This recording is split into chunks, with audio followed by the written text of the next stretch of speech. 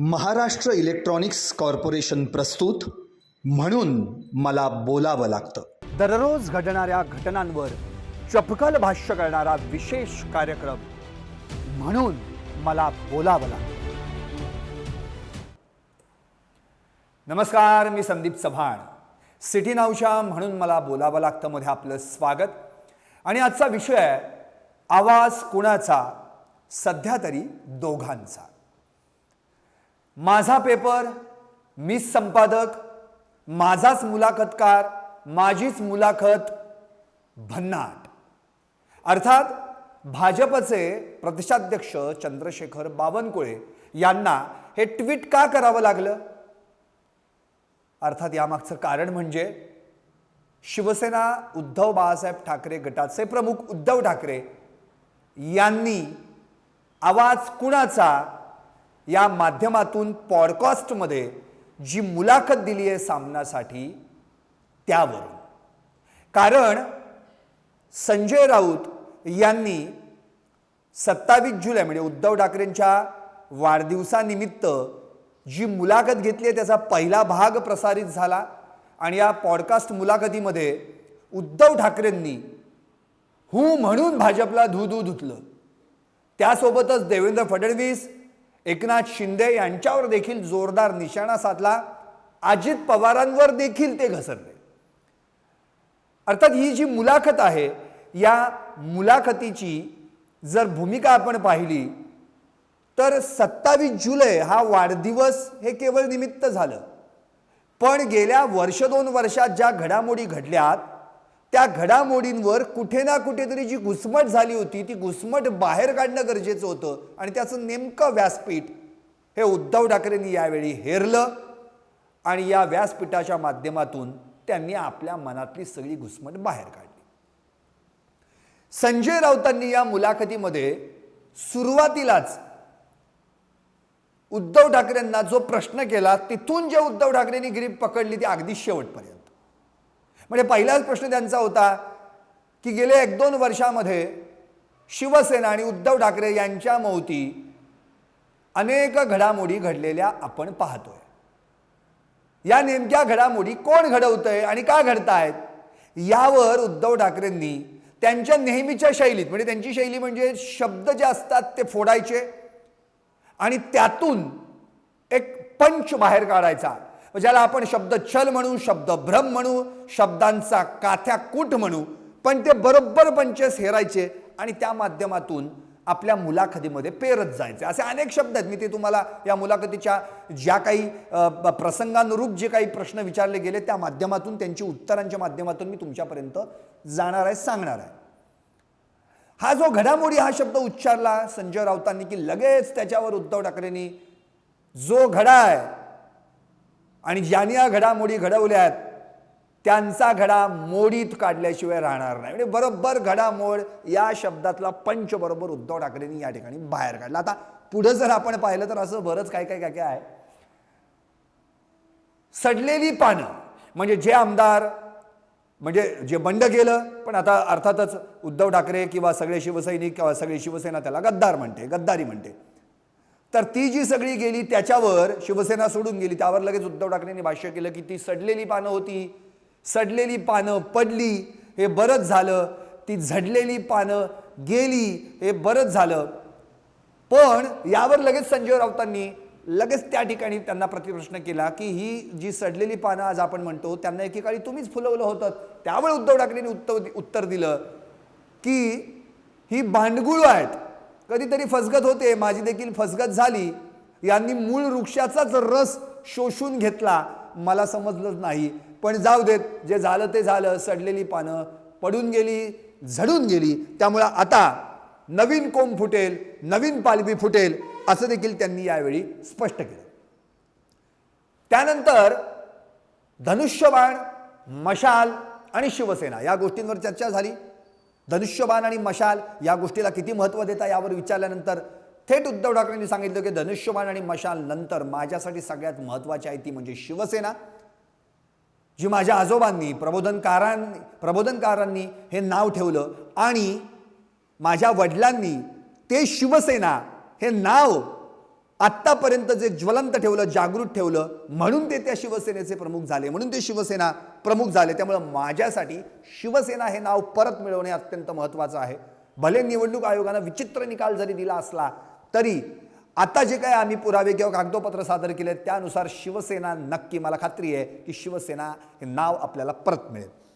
अर्थात पुन्हा इथून या मुलाखतीचा रोख वळाला तो एकनाथ शिंदेकडे, कारण की आता शिवसेना उद्धव बाळासाहेब ठाकरे गटाकडचं टार्गेट कोण असेल तर मुळातच सर्वात प्रथम एकनाथ शिंदे, जे मूळचे शिवसैनिक, ज्या शिवसेनेने त्यांना इतकी पदं दिली, नंतर मंत्रीपदं दिली, आज तेच आपल्यातलाच एक गट फोडून बाहेर गेले आणि राज्याचे मुख्यमंत्री बनले. त्यामुळे सगळ्यात जास्त जर मनाला काय लागलं असेल तर मुख्यमंत्री एकनाथ शिंदे यांच्याविषयीची जी कारणं आहेत, आणि त्याच्यावरच संजय राऊतांनी थेट मुळातच हात घातला की इर्शाळवाडीचं जे आत्ता दुर्घटना घडली त्या दुर्घटनेमध्ये काही लोक मृत्युमुखी पडले, अनेक जण जखमी झाले, अजूनही काही ढिगाऱ्याखाली अडकलेले असतील, आणि अशा वेळी 2 दिवस ही घटना उलटून नाही झाली तर लगेच मुख्यमंत्री एकनाथ शिंदे दिल्लीला गेले. त्यावर लगेच उद्धव ठाकरेंनी निशाणा साधला की स्पष्टपणेच ते म्हणाले की दिल्ली दरबारे मुजरे मारायला गेले, असं म्हणा, आणि मुजरे मारायला गेले. 2 दिवस नाही झाले की लगेच हे दिल्ली दरबारी मुजरे मारायला गेले.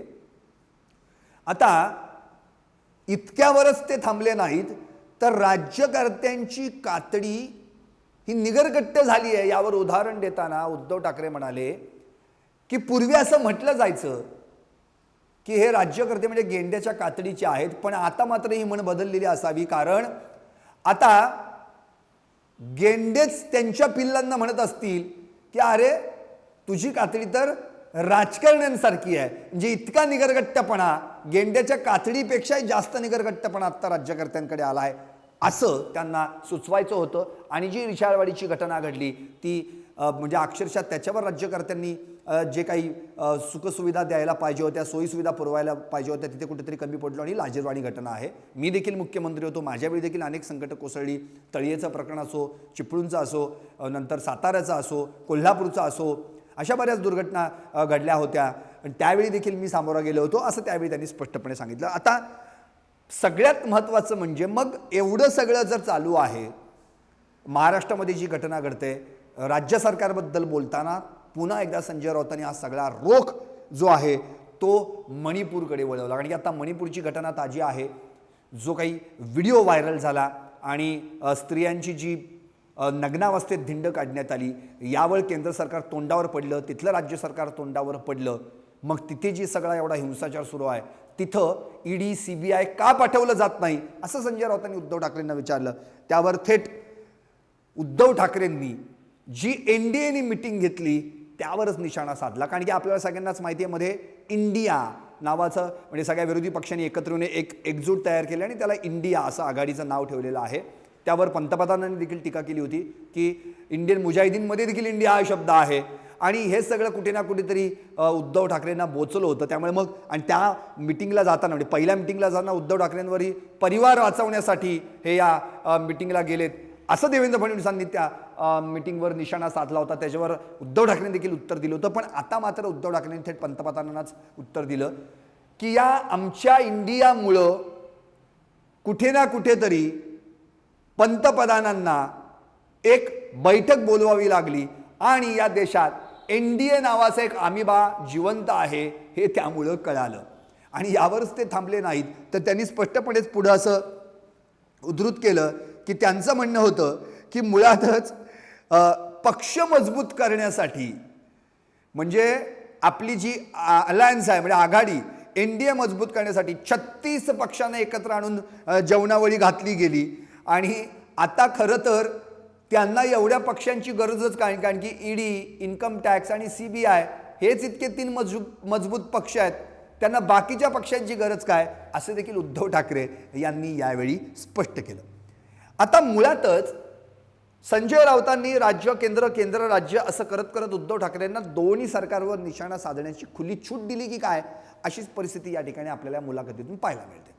अर्थात म्हणजे तसं पाहिलं तर मुलाखत घेणारे आणि ज्यांची मुलाखत घेतली जाते ते दोघंही एकाच पक्षाचे आणि एकाच विचारांचे, एकाच पक्षाच्या भूमिकेतून चालणार आहे. त्यामुळे साहजिकच आहे प्रश्नोत्तर उत्तर प्रश्न या सगळ्यांची जी काही मजा आहे ती या मुलाखतीत आपल्याला पाहायला मिळाली. म्हणजे मी असं विचारेन तू तसं उत्तर द्यायचं, तू तसं विचार मी तसं उत्तर देतो, या ही जी सगळी भूमिका आहे. म्हणजे एक कोणतरी त्रयस्थ व्यक्ती असती आणि त्या व्यक्तीने जर उद्धव ठाकरेंना प्रश्न विचारले असते तर कदाचित या मुलाखतीतून आणखी काहीतरी वेगळं सापडलं असतं, वेगळं हाती आलं असतं. पण नाही, पुन्हा तोचपणा म्हणजे जो उद्धव ठाकरेंवर कायम एक आरोप केला जातो की त्यांचं कुठलंही भाषण शोधून काढा, तोपणा, तीच वाक्य, तशीच शब्दफोड, तोच शब्दांचा काथ्यात कूट, याच्या पलीकडे दुसरं काही हाती लागत नाही. आणि अर्थात संजय राऊत पण त्याला ती तशीच खतपाणी घालत असतात.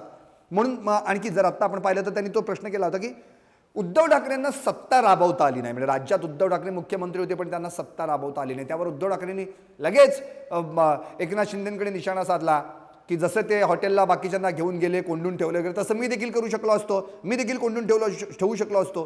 पण माझी मानसिकता तशी नाही, मी तसं केलं नाही आणि मी तसं करूही शकलो नसतो. कारण पसाभर गद्दार एकत्र करून फिरण्यापेक्षा मुठभर निष्ठावंत सोबत असलेले बरे, असं उद्धव ठाकरेंनी सांगितलं. आता अर्थात हे गद्दार आहेत हे तुम्हाला पक्षातून बाहेर पडल्यानंतरच कळालं ना. अर्थात त्यांचं मत आहे की आम्ही बंड केलेलं आहे, तुम्ही म्हणताय ते गद्दार आहेत. आता याच्यातनं काय काथ्याकूट करून स्वतः झाला तर त्याच्यात हाती काही लागणार नाही. त्यांचा स्वतःचा एक वेगळा पक्ष बांधला आहे आणि तुम्ही पक्षातून गटात आलाय, तुम्ही गटापर्यंत पोहोचलाय. त्यामुळे आता कुठे ना कुठेतरी याच्या मागे कुणाचा गट हा विचार नंतर करायला हवा. मागच्या वर्षी म्हणजे संजय राऊतांनी पुन्हा तिथेच तो विषयाला हात घातलाय. मागच्या वर्षी जो काही धोधो पाऊस, मुसळधार पाऊस झाला त्यात तुमच्या नेतृत्वाखालचं सरकार वाहून गेलं असं विचारता क्षणी उद्धव ठाकरेंनी तात्काळ उत्तर दिलं, सरकार वाहून नाही गेलं, खेकड्यांनी धरण फोडलं. आता त्यावर लगेच मग खेकड्यांनी धरण फोडलं तरी खेकडे होते कुठे? लगेच त्यांनी सांगितलं ते त्या मातीतच होते, त्यातच दडून बसले होते. मग हे जे खेकडे आहेत हे खेकडे आहेत हे तुम्हाला आधी कळले नव्हते का? हा प्रश्न अर्थातच इथे येतो. पण त्या प्रश्नाचं उत्तर ना कोणी प्रश्न विचारला ना त्याला उत्तर दिलं. मुळात आता इथे उद्धव ठाकरेंनी आणखी पुढे म्हटलेलं आहे की हे जे खेकडे असतात ना, ह्या खेकड्यांना किती सरळ चालायला शिकवा ते तिरकेच चालणार. जसं खेकड्यांच्या टोपलीवर झाकण ठेवायची गरज नसते, कारण की त्यातला एकही खेकडा बाहेर येऊ शकत नाही, कारण की त्यांचा जो स्वभाव गुणधर्मच आहे की प्रत्येक वरती चढत चाललेल्या खेकड्याला दुसरा खेकडा खाली खेचतो. आणि अशीच परिस्थिती आहे. त्यामुळे त्यांनी स्पष्टपणेच म्हटलेलं आहे की इथं खेकड्यांनी धरण फोडलं. आता मुळात या खेकड्यावरनं बरंच काही काथ्याकूट याच्याही आधी झालेलं आहे, बऱ्याच चर्चा झाल्या. पण मूळ मुद्दा असा की उद्धव ठाकरेंना इथे एक एम्फॅसिस करायचं होतं की 2014ला म्हणजे आमची एकतर युती जी नैसर्गिक युती होती, शिवसेना भाजप नैसर्गिक युती होती, ती जी युती होती ती 2014ला तोडली पहिल्यांदा ती भाजपने. आणि 2019ला जे वचन मला दिलं होतं ते वचन जर पाळलं गेलं असतं तर अडीच वर्षांचा मुख्यमंत्री भाजपचा आणि शिवसेनेचा दिमाखात बसला असता. पण आता परिस्थिती काय आहे बघा. आता जे मुख्यमंत्री होते त्यांनाच मुख्यमंत्री पदावरून स्वतःला बाजूला ठेवून दुसऱ्याला मुख्यमंत्रीपदी बसवावं लागलं. आणि उपमुख्यमंत्री झाल्यानंतर पुन्हा एकदा आपल्याच उपमुख्यमंत्र्यांमध्ये त्या जागेवर एक पार्टनर म्हणून आणावं लागलं. म्हणजे खतखत बघा उद्धव ठाकरेंची. जर तो शब्द पाळला गेला असता तर कदाचित भाजपचा 2.5 वर्ष मुख्यमंत्री असता आणि तुमचा म्हणजे आमचाही 2.5 वर्ष मुख्यमंत्री असता, काही फरक पडला नसता. म्हणजे तेव्हा तुम्हाला ते तुमच्या पक्षात होते तेव्हा ते चालले असते. म्हणजे मूळ मुद्दा असा आहे की खेकडे कुणाकडे आता सध्या फिरतायत याच्यावरनच हा सगळा वादंग सुरू आहे. आता संजय राऊतांनी एक प्रश्न केला की फडणवीसांनी तुमच्यावर आरोप केला की उद्धव ठाकरे किंवा शिवसेने यांनी आमच्या पाठीत खंजीर खुपसला. त्यावर उद्धव ठाकरेंनी लगेच उत्तर दिलं, मग राष्ट्रवादीने काय खुपसलं? राष्ट्रवादीने काय खुपसला असा सवाल उद्धव ठाकरेंनी यावेळी केला. आणि राष्ट्रवादी का फोडली? म्हणजे आम्ही तुमच्या पाठीत खंजीर खुपसला वगैरे असं तसं तुम्ही म्हणताय, मग राष्ट्रवादीने काय खुपसलं की तुम्हाला राष्ट्रवादी फोडावी लागली? याचाच अर्थ इथे कुठे ना कुठेतरी सगळ्यात मोठं दुःख उद्धव ठाकरेंना हेच आहे की आम्ही जे महाविकास आघाडीत होतो, आम्ही एकत्र होतो, आम्ही म्हणजे मी मुख्यमंत्री होतो, आमचं सरकार होतं, आम्ही सगळे व्यवस्थित चाललो होतो, मग शिवसेना फोडायची गरज काय होती? आणि आता जर तुमचं सरकार मजबूत होतं, शिवसेना फोडल्यानंतर तुम्हाला 40-45 आमदार देखील मिळाले होते, अपक्ष देखील तुमच्यासोबत होते, तुमचं मजबूत सरकार होतं, सरकार पडण्याची सुतराम देखील शक्यता नसताना तुम्ही राष्ट्रवादी का फोडलीत? अर्थात संजय राऊतांनी आठवण करून दिली, त्यावेळी फडणवीस असं म्हणाले की ती आमची कूटनीती आहे, हा काही अधर्म नव्हे. त्यावर लगेच उद्धव ठाकरेंनी सांगितलं की कूटनीती आहे का मेतकूटनीती आहे हे मला माहीत नाही, पण ही कूटनीती कुठून काढण्याची वेळ आली आहे. अर्थात ही मुलाखत जसजशी पुढं सरकत गेली म्हणजे संजय राऊतांनी उद्धव ठाकरेंकडून जी काय म्हणजे उद्धव ठाकरेंची जी काय घुसमट झालेली ती काढण्याची प्रत्येक म्हणजे एक एक संधी त्यांनी हेरली आणि ती संधी सोडली नाही. ती बरोबर उद्धव ठाकरेंना प्रश्नांच्या माध्यमातून उपलब्ध करून दिली आणि उद्धव ठाकरे उत्तर देत गेले. जसं राजकीय परंपरा या महाराष्ट्राला लाभलेली आहे, राजकीय संस्कृती आहे महाराष्ट्राची.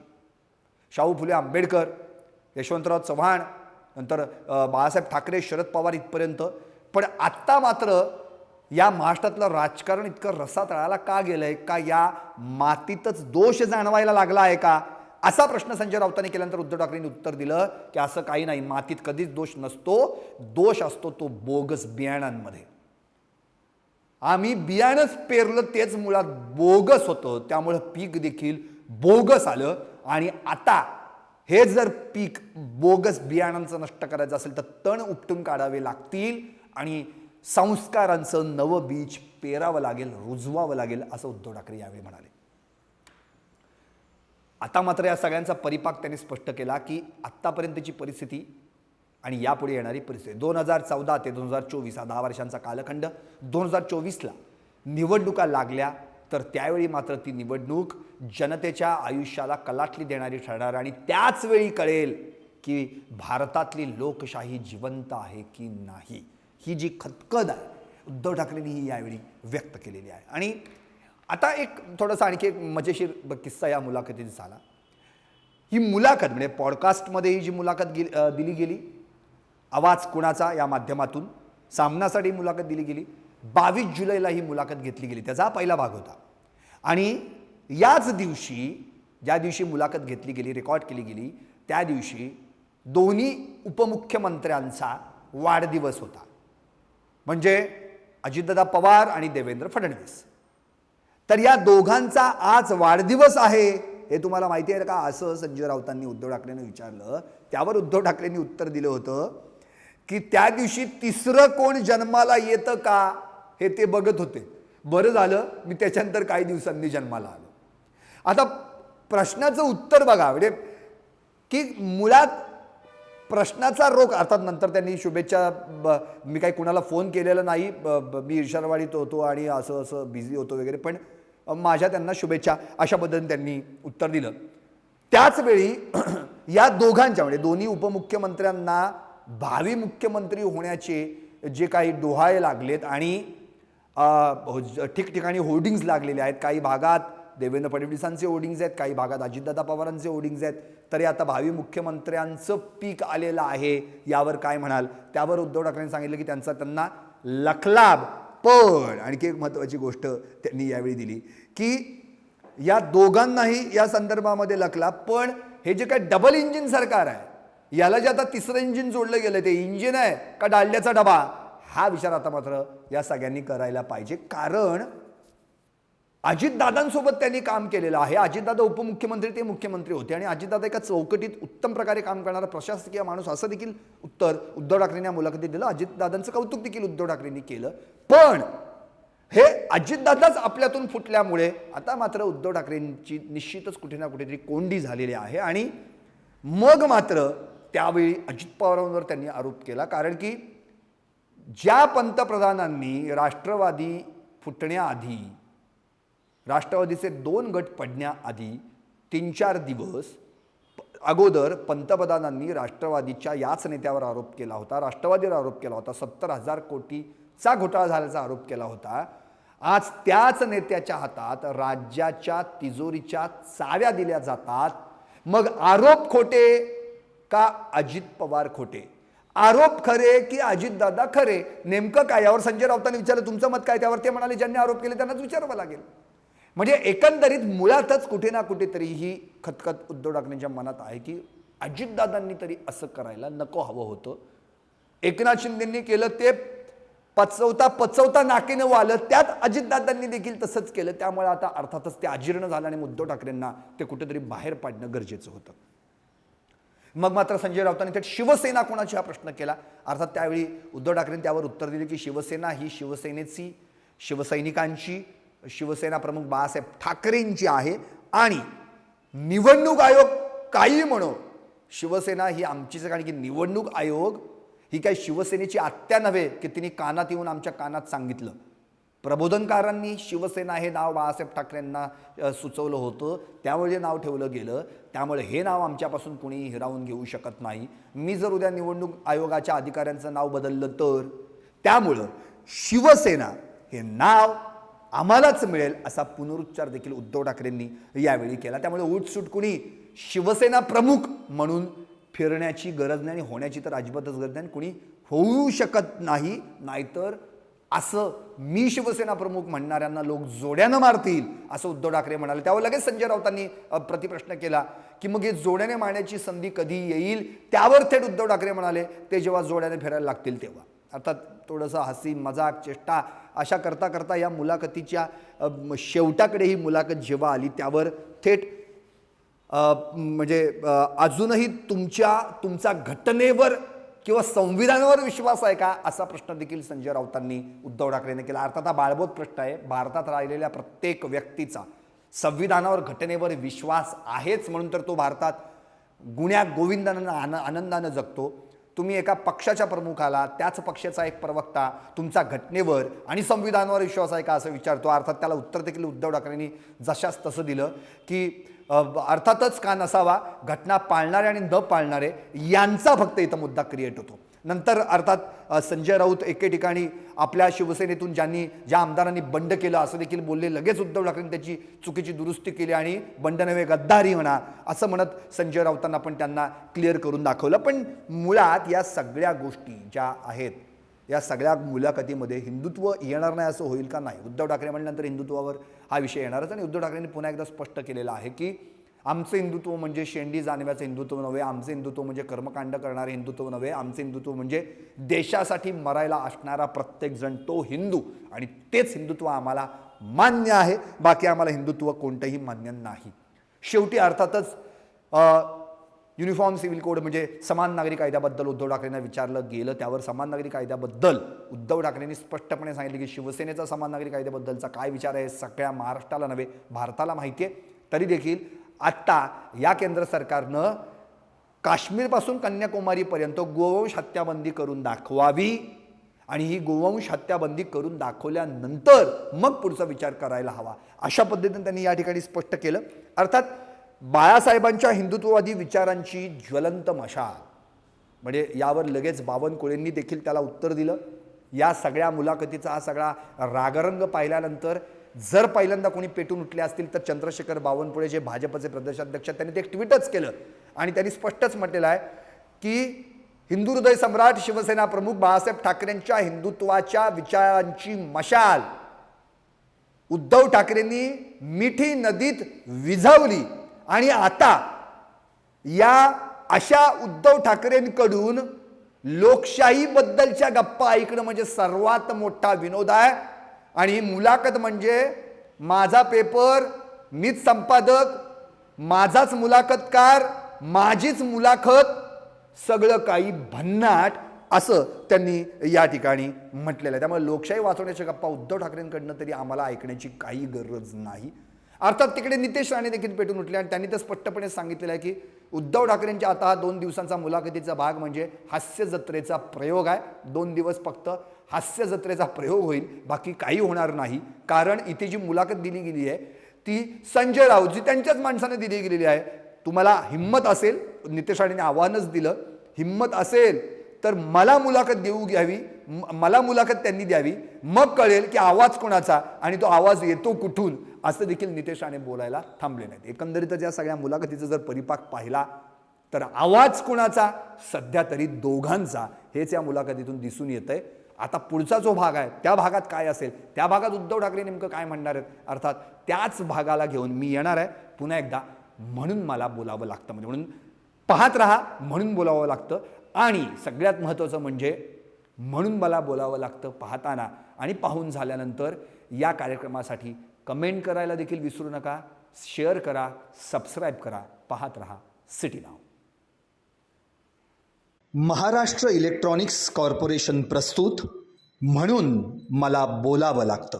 दररोज घडणाऱ्या घटनांवर चपखल भाष्य करणारा विशेष कार्यक्रम म्हणून मला बोलावं लागतं.